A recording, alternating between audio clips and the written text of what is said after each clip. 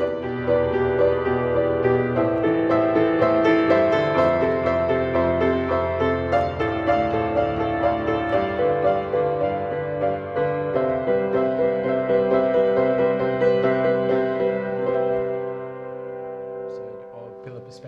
second episode, in fact, right? Mm-hmm.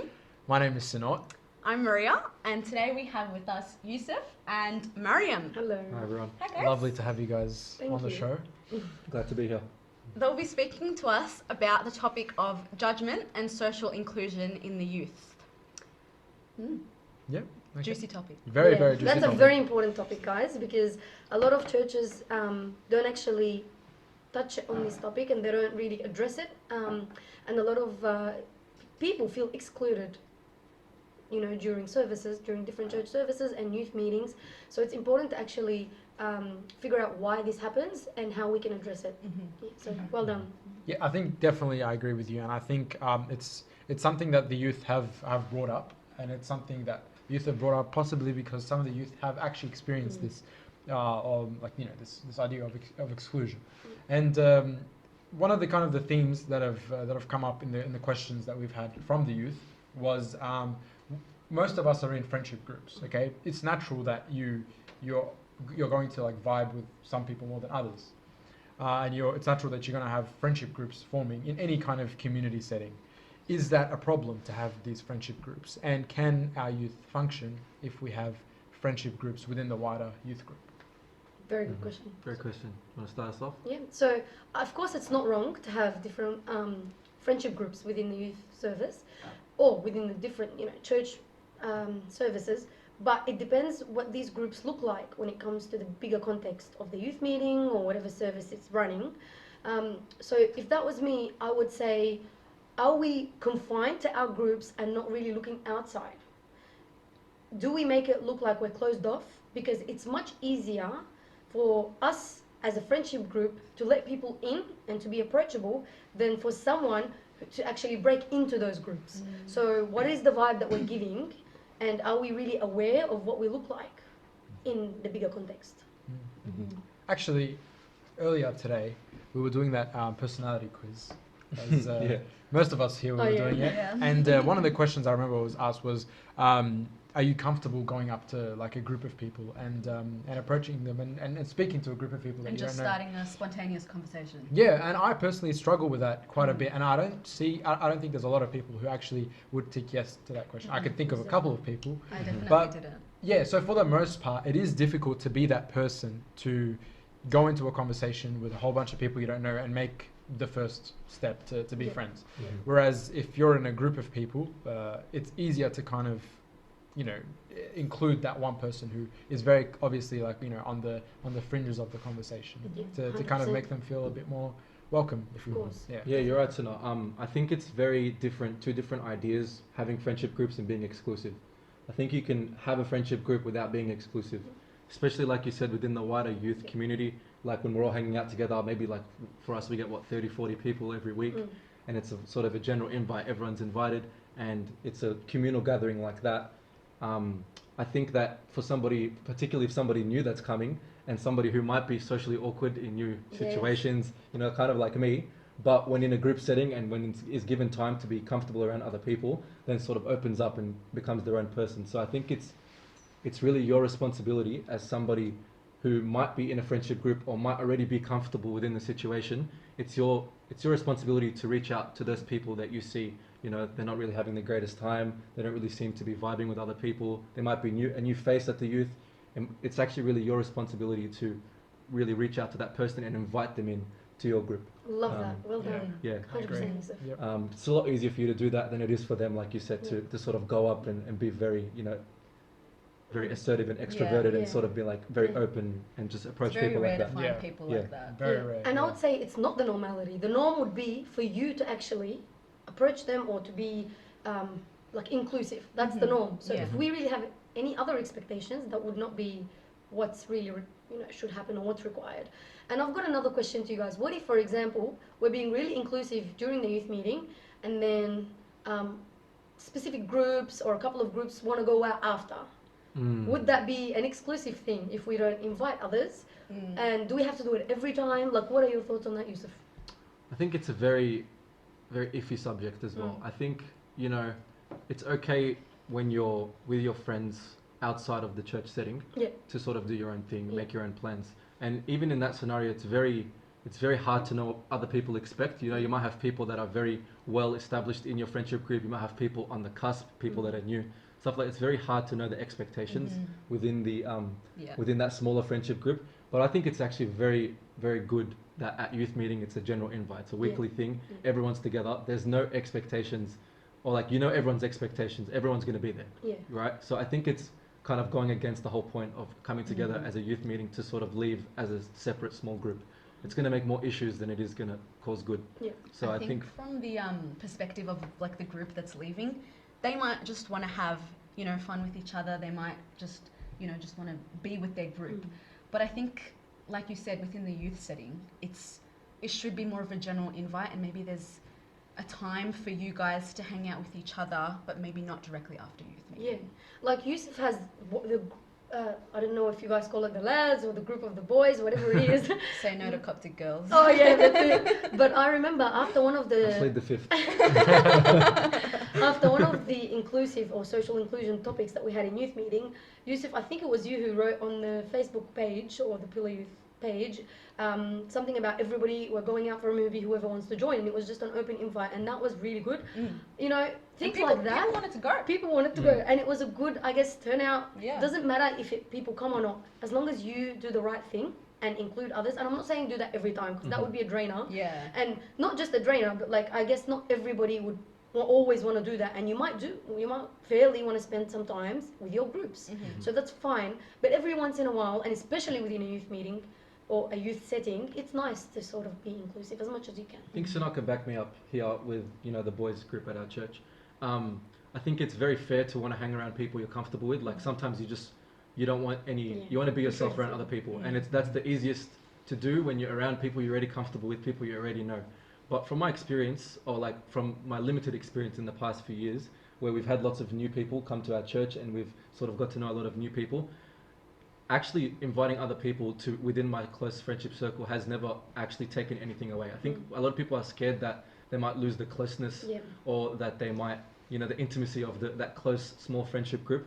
But I think that it's not something that you need to take and protect, and something that you need to, you know, make sure you really protect from other people. I think that it actually adds more than it takes away. Yeah, I was just about to say that. Like when you bring someone in to like that kind of close nuclear group, it does kind of contribute. That person is more likely to contribute as opposed to taking away from like your group's unique identity or whatever you had previously kind of thought about.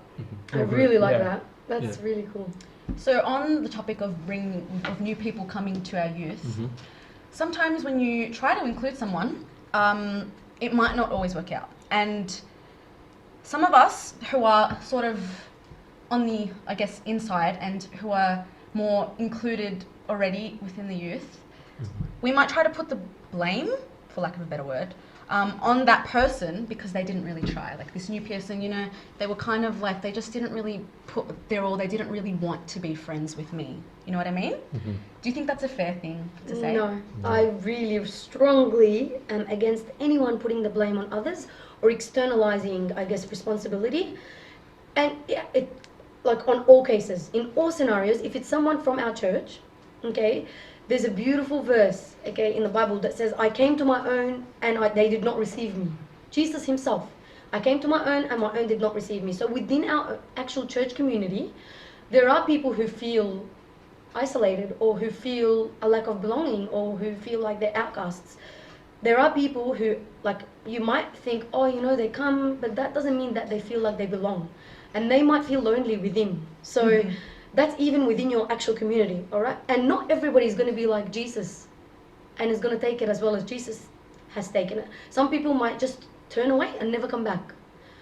So that's if for someone, for example, within our church. For other people who are not even in our church and they come, for example, from another church, or whether it's outreach and we don't know who they are, or friends from different places, then this is really our responsibility. They're coming to our Father's house. So if they're coming to our Father's house, are we being hospitable? Are we being welcoming? Are we being approachable? The responsibility in all cases falls on us. I think you hit the nail on the head there, Maryam. But I think that where the issue really lies is that people want to feel close to other people. So I know that like somebody new might come to youth meeting, but sometimes having a little like a conversation with an acquaintance, just small talk, stuff like that. Like personally for me, that doesn't cut the cake. Like if I'm really going to be ingrained in that community, if I'm going to come back, if I'm going to love it, it's going to be because I have people there that I feel close with, right? So, and this comes back to what we were saying before, Sina, about inviting others in. I think that there is no like black or white answer with this, like in terms of ascribing blame, in terms of what's the right thing to do here. Should I invite everyone? Should I just invite a few people? Like there's no right or wrong. But I think generally speaking, it's very easy to be an inviting person. Yeah. It's very easy to invite other people in your group, and it doesn't take anything away from you. 100%. If anything, you're spreading the love. Yeah. And this is what youth meeting is. Yeah. People come here to get Christ's love, and we're supposed to spread that love. So you could say that maybe being more exclusive and doing those things that we've mentioned might be the opposite of what we're trying to do, or they can be at least. But being inviting is a safe thing to do, and there's no harm. And going off from what Maryam said, you can't actually change like what someone else is doing. Okay, you can't say, okay, that person should be more outgoing or whatever. You have no kind of control over the other person. Well done. You have a lot of control over what you do.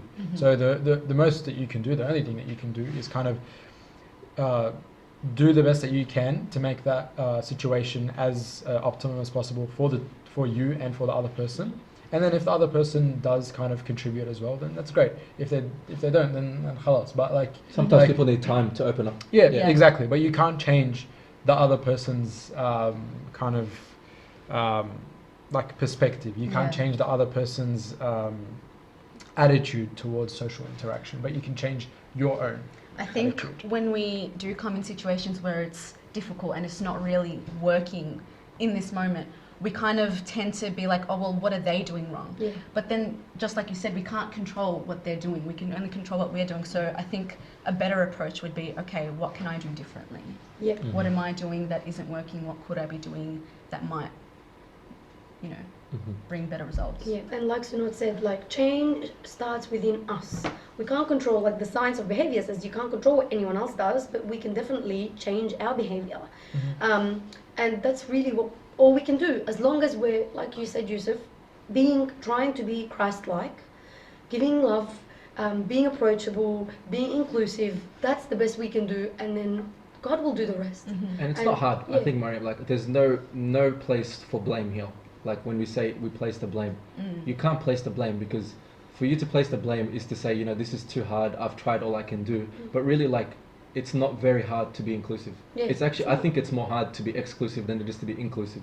Like for you to nitpick, and to choose the people you want to hang around within a group setting, that's a lot harder than it is to just be open and communicate with everyone and hang out with everyone. No, But for some people might find it safer to just be in their bubble. I was going to ask that earlier. What about It's for about people? safety net. What about for people who don't feel comfortable around other people, that can't be themselves, and they feel just safe within their group? Yeah. So, do you have any thoughts on that?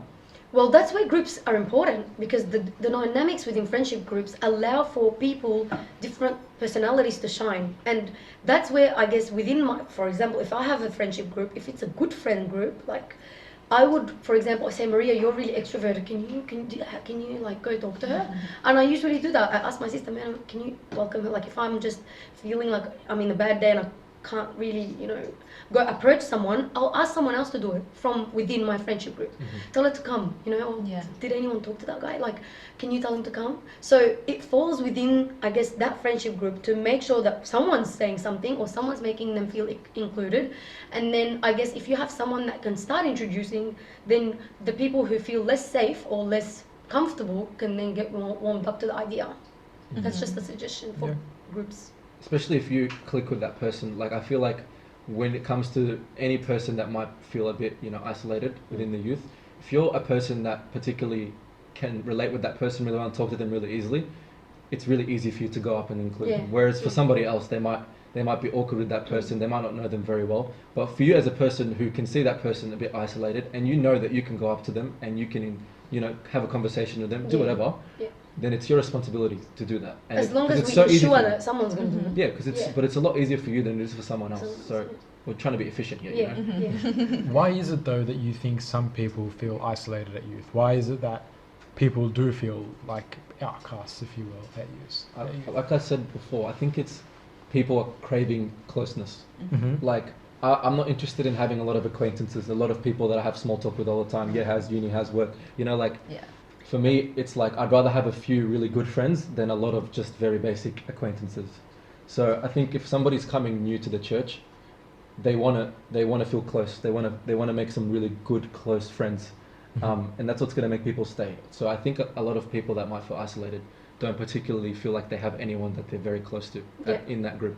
Definitely. And I think in that situation, it extends beyond youth. Mm. So it's not just about talking to them at youth meeting. It's about maybe if you're going out, maybe shooting them a message, seeing if Yes. they're interested, Yeah. or maybe a lot of the times the groups come as well, like from other churches and stuff like that. And I could like swear that some groups have just merged now. Like some Yeah. groups will come Yeah. to some groups that came to our church will all just become one big group, and That's it's nice. fine. We can just keep growing Yeah. until we're all one big group, Yeah. and that's the way it should be, I think. But For me, it's 2 points, and you've touched on that, Yeah. Youssef. So it's exclusion in many, I guess, instances. Or I'm not saying if somebody feels excluded doesn't mean they've been excluded. It could just be their subjective reality. Okay, so that's their experience, which makes it their reality.